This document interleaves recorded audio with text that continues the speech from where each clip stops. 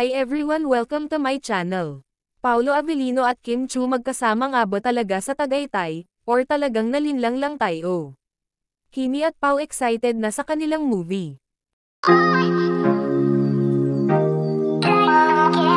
Excited na si Kim Chiu sa kanilang movie ni Paolo Avellino this coming February 2025, kung saan ay naka-live itong si Kimi.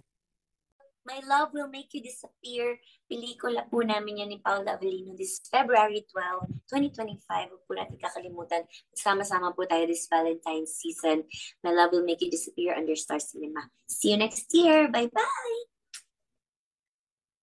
Samantala, December 24, ay nakapost ang isang video kung saan ay magkasama si Paolo Avellino at Kim Chiu, kung saan ay may pag-ratings pa ang dalawa ng Merry Christmas. At sa post naman ng IG ni Kim Chiu ay nasa Tagaytay na ito kung saan ay kasama niya ang kanyang kapatid at pamangkin.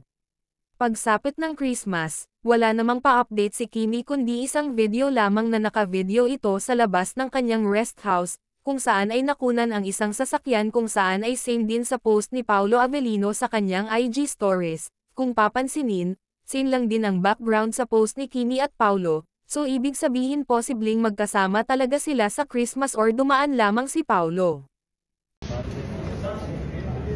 Merry Christmas! Merry Christmas! Ba ganun ang graph? Ayan siya. Sobrang foggy. May kita mo na po ang Panginoon. Happy birthday, Papa Jesus!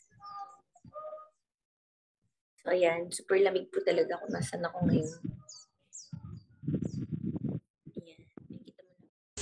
May nilalamig po, mga kaibigan. Dito po. May nilalamig po ang isang princess of Tagaytay. In an aesthetic way. Aesthetic way.